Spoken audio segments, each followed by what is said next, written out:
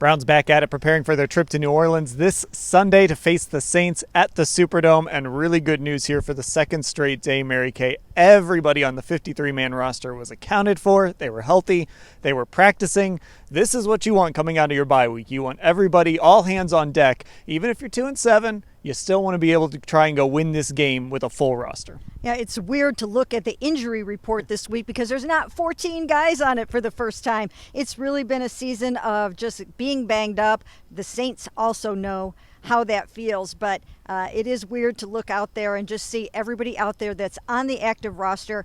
Too bad it's a little bit too late in the season for this, but still it is good news for them. Yeah, and of course, Ashley, a lot of guys, trying to build that momentum into next year, all of that stuff. But just to have a healthy roster, maybe get at least some idea of what this should have looked like. I don't know how much solace there is in that. But again, just having everybody out there is a good thing. Yeah, I really feel like this week is the healthiest we've seen this team all year. And I don't just mean the season. I mean preseason, off-season, training camp, where yesterday, to Mary Kay's point, was the first time I looked at the injury report for both teams and said, oh, wow, the Browns is actually shorter than their opponents. But as you said, Dan, the Saints have dealt with their fair share of injuries too. We were just talking about earlier today, Chris Olave going on IR for them with a concussion. He's their second leading receiver right now, I think, stats-wise. So both these teams have struggled with injuries, but we'll see if it matters for the Browns on Sunday. Now, that doesn't mean that the Browns aren't short-handed, because they did trade away Za'Darius Smith, and of course he was one of their best pass rushers.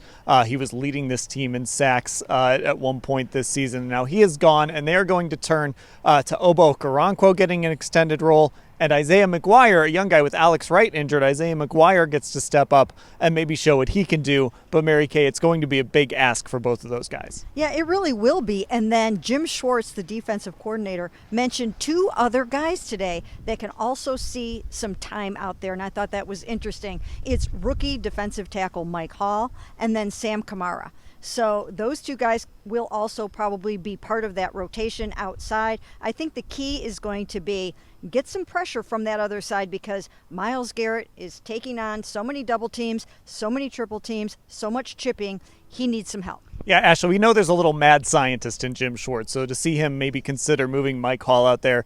Sam Kamara, who was an end before they moved him to tackle, and now they have an option to maybe move him back out there. We could see Mo Hurst on the end. We could see Shelby Harris on. There's a lot of ways that this could go at that end position. Yeah, we've seen Jim Schwartz do this all the time. Of course, they obviously move Myles around too. Sometimes you'll see Myles rush from over the top where the linebackers are, or from the interior. They love to do that with Za'Darius Smith. So not surprising that that's going to be part of his solution there, and just kind of moving guys around, seeing what works. And I think too, that helps him keep with his 8 or 9 guy rotation and keeping guys fresh later in games, and now later in the season too. Now, speaking of keeping guys fresh, let's talk about this running game, because we were talking about this team getting healthy. Obviously, Nick Chubb has been back for a little while. Jerome Ford is back. We've seen Pierre Strong get some opportunities. Dante Foreman, of course, a guy who's still around. He was inactive against the Chargers a couple weeks ago, but he's healthy. He's available. Mary Kay, this run game just hasn't been there with any sort of consistency, but maybe with a healthier offensive line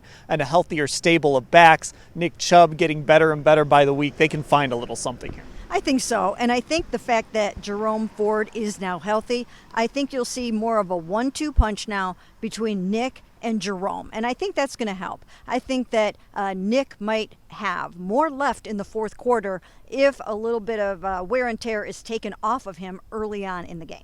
And, Jerome, too, brings so much in the passing game. He's so explosive. We've seen, I've been impressed with the little snippets we've seen of Pierre Strong. So it feels like there's some more versatility there as they also try to figure out this receiver position. You've got some options out of the backfield, too, Ashley. Yeah, and I think adding in some of that versatility is just going to help Nick, I think, on the yards per carry as well. He's averaging only like 2.5 yards per carry right now. Throughout his career, he's never averaged fewer than 5 yards per carry. So I think more guys getting reps, we'll see that number increase for him. Okay, full coverage of everything that happened here in Berea today at cleveland.com/Browns.